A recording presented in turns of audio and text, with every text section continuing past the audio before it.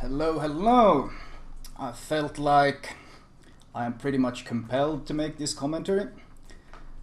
Let's take a look at 0.5.5 and the Shimakaze. Now, I'll start off by doing my usual ritual when I play Shima. I start off by telling my team what I am doing and requesting some support in what I'm doing. It usually helps, basically when the people have no idea what they're doing, knowing what your deity is doing gives them some idea, like some game plan. And in this case, a couple of people were like, they can watch out for me. The second thing you do as a Shimakaze, you check out the radars. You should do this in every deity. The Baltimore and Chapayev, those are radars. I need to keep an eye out on both ships. The Hipper is a potential Hydro, and there's 4 DDs on the enemy. And of course the Zhao is a massive, massive threat. So you check through the playlist, you need to know what you are facing. I'm popping the speed boost to see if I maybe can catch someone off guard by getting there much faster than I expect, since I had a very, very good spawn. Anyway, the reason why I feel compelled to make this is because, well, multiple reasons. First of all, there has been a bunch of threads lately about how the Shimakaze is absolutely unplayable, how it's broken, and like, it's the usual the sky is falling reaction. Basically, the game mode of the Shimakaze was very much cancer. You could sit back, spam torps in complete safety without any risk, and the reward potential was just massive. You could one-shot the DD, you could two-shot the cruiser, or just wreck a battleship, and you were doing it in constant safety. Back when CVs were still around, there was some sort of constant like challenging, but with all the CVs dropping off, it had basically turned into a complete Shima torpedo soup in high tier, which was awful. And this change has been very, very good, because regardless of what the naysayers say, no, the Shimakaze is not dead. In fact, I've been playing it more in these past couple of days than I played it like in the last maybe half year. No, probably last couple of months at least. Okay, first of all, I'm detected. What do we have? A Fubuki. Straight away, I put my guns to work. Now, for some reason, IGN DDs don't understand the strength of the guns. Okay, there's a DD there as well, so I'll just keep pushing this way. You might notice that I'm not even touching my torps. I know that this guy's torping. He obviously gave a broadside and he didn't shoot for a long time, so I know that he's going for torps. Well, there's his torps. I can see them easily in time. I'm easily able to dodge, and I just keep firing. How many salvos with that? I didn't get any help with this guy. I just straight up deleted him with my guns.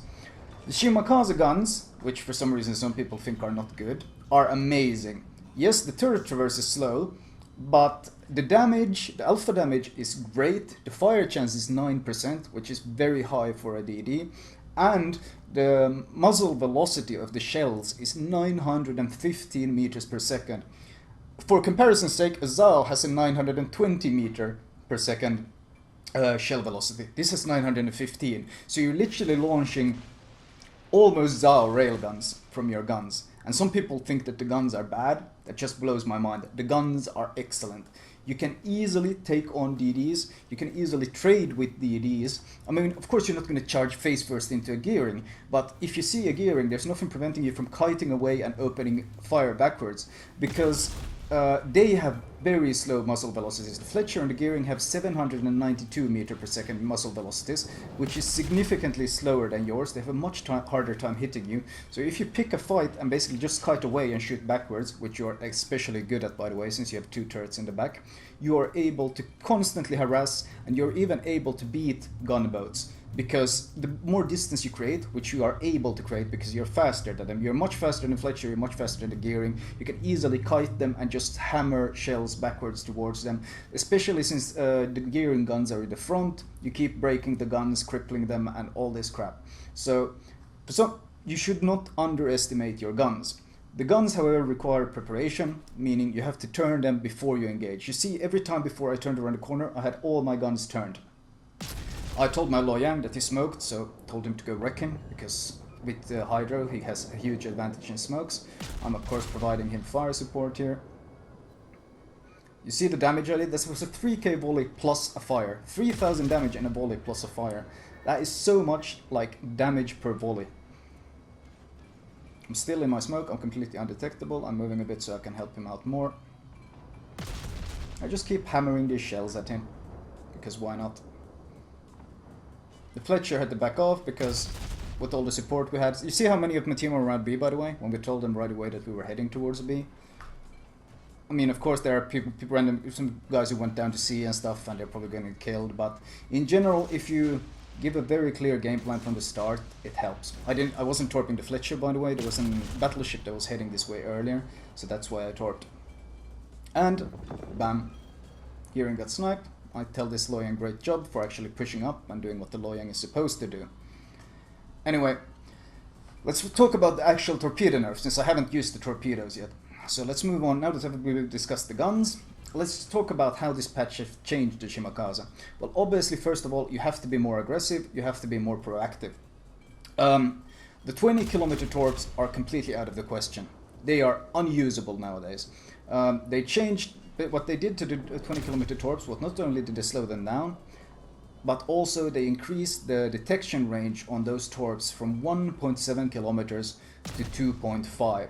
Now that is a huge nerf. That means that those torps are literally unusable because everyone will be able to see them miles away, and 2.5 is such a huge number. When you add stuff like vigilance and such on top of it, you end up getting the detection range on those torps as if everyone would be using hydro. That's the kind of detection range you get on them.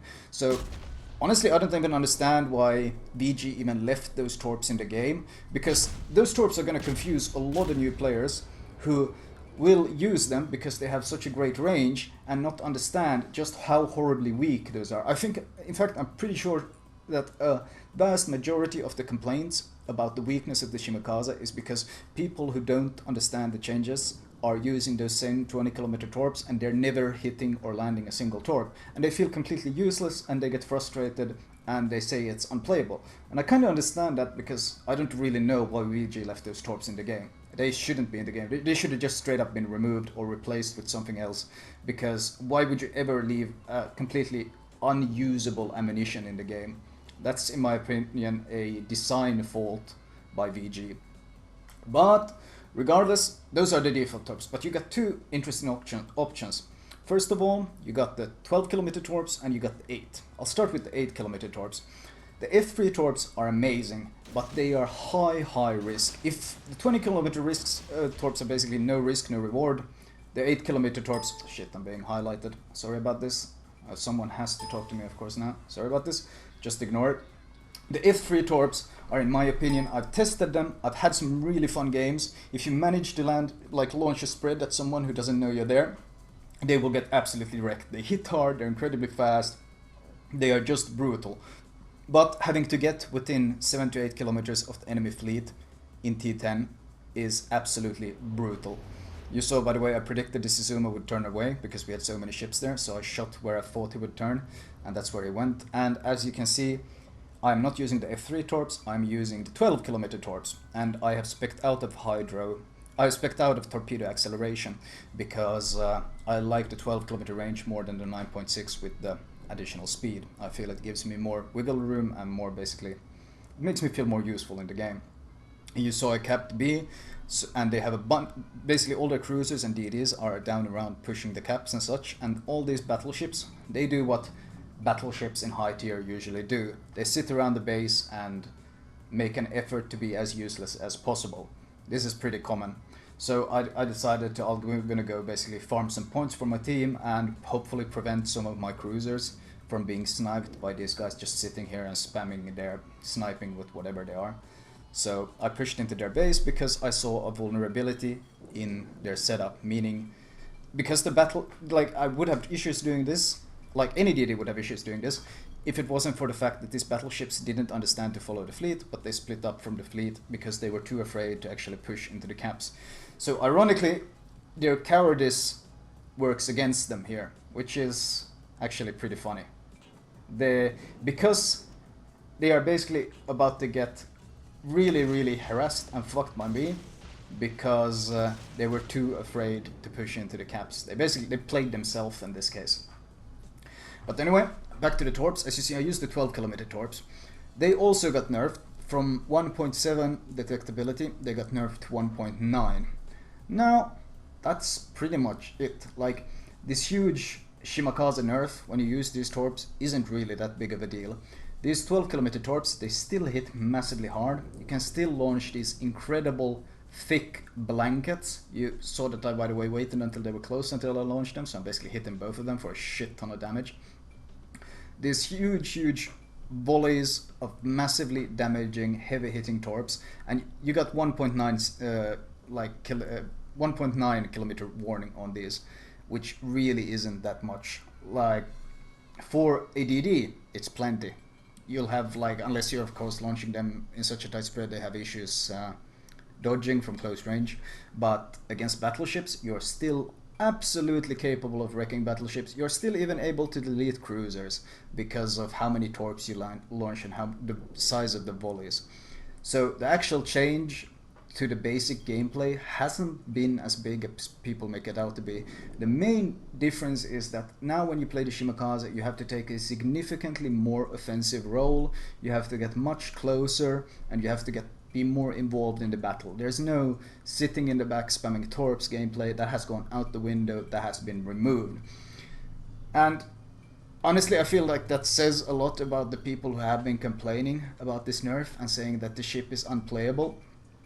I mean, the fact that they obviously played a very passive role in their Shimakazes and very much avoided combat. So now when the gameplay has changed, they are having massive issues adapting to this more active role.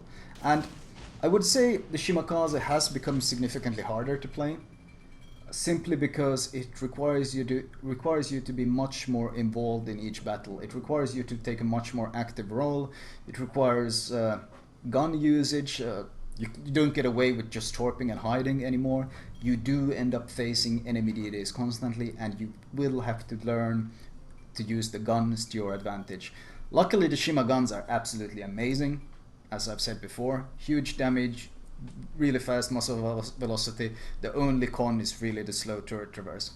But you can see these volleys. He saw them, he started turning, but he's a battleship, so that was a Yamato deleted. I mean, this is an unplayable class, they say on Reddit and on forums. Like, what on earth are they talking about? How is this unplayable? There's nothing unplayable about this.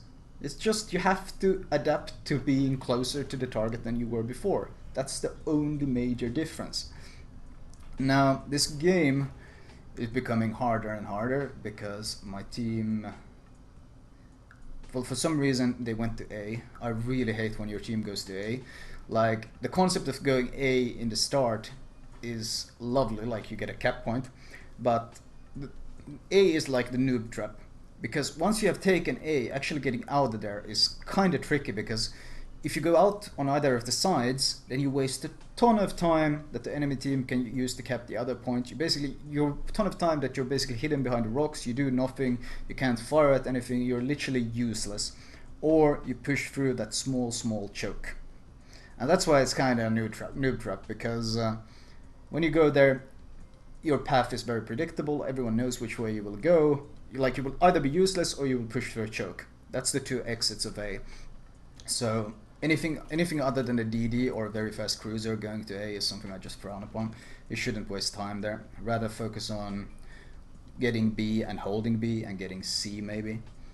And in general, like our battleship positioning is very awful. The best place for a battleship on this map is between C and B, because then they're able to cover both and basically shoot everywhere on the map and be hugely impactful. Whereas that battleship up north that's sailing on the A line is practically useless. Anyway, I asked them to just stop dying. Like, want them to just play defensive and stay alive, because I'll be able to cap C and we'll have a cap advantage. And with the cap advantage, they can just play defensive and let them come to them and kill them off. But I think that's probably going to be a bit too complex for the average pubber to understand that the cap advantage means you can be defensive. I mean, even in ranked, when you capture points and you tell the team to, like, play a chill, we have the caps, they have to come to us, just play a chill. I usually watch my team just charge into the enemy and die for no reason, and then they somehow manage to turn the game around and I lose my ranked game. So I'm not expecting much in this random battle. At this point I'm pretty much just memeing in chat. Stop! And what else about the Shimakaze? Well, I tried the torpedo acceleration. on these 12-kilometer torps. It was nice, like these same torps except even faster, but I've always preferred a slight bit more range. Even though you saw when I fought like torp those battleships, I have no issues with getting like within 7 kilometers, and I have no issues fighting other DDs as well. The reason I prefer the slight additional range is basically gives you more wiggle room. Like in this case, the Zao is heading for that gap. If I had my 9.6 kilometer torps, I wouldn't even bother going for that torp because there was no chance of them hitting. Whereas if this Zao decides to sail on the right side of this rock in front of him, then he will eat those torps. I feel like that's an example of the type of playroom I feel the longer range torps give. And when you had in the past, when you had such absurd range on the Shimakaze, giving up 20% of that range for 5 knots of speed wasn't a big deal. It was a good trade, and I've even recommended using that perk in the past. But now that your range has actually been so limited, since your options are 12 or 8 kilometer torps, and I don't recommend the 8 kilometer torps because they are too much of a high risk.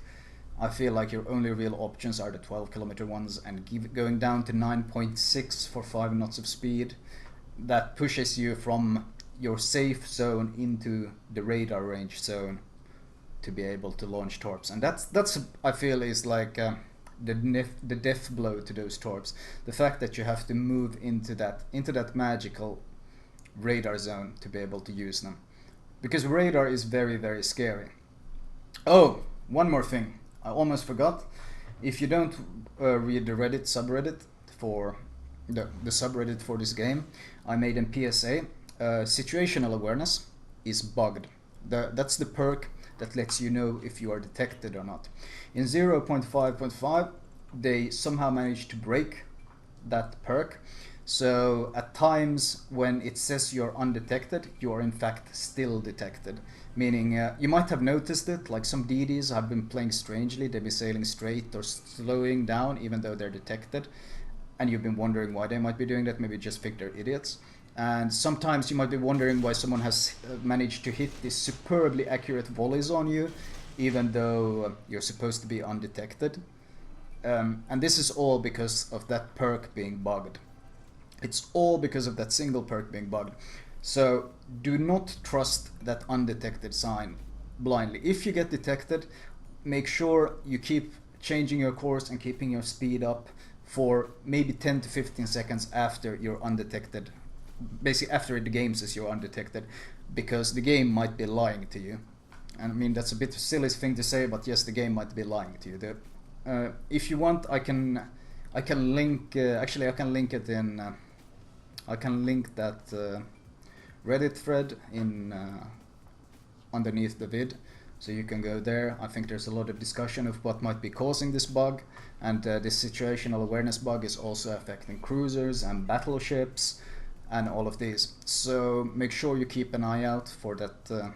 Make sure you keep an eye out for that, because it's really bad timing, honestly. They nerfed the Shimakaze, and at the same time a bug slips through the cracks that hugely affects DDs in general. So I think it's making the whole transition into this new game style for Shimakazes even rougher. I was tempted to shoot the Zao to prevent the cap, but ultimately the only thing it will force me to do is instantly smoke up afterwards, and the Zao would keep shooting. He would torp me into the smoke. They would know exactly where I was. And fuck, I'm pretty much out of place here. I'm the only one alive from my team. I didn't manage to carry this ultimately. Tried my best, but you can't always win them all, it seems, which is a shame. Yeah, I was hoping the battleship would push through and I would be able to torp him. I was hoping basically the battleship would push through and I would be able to torp both Zao and the battleship with a huge volley, but he didn't, and the time ran out. I was running out of time anyway. 800k credits, considering I don't have the double event anymore. Okay, I got more XP than they're winning, even though I'm on the losing team. Damage wise, 270k damage,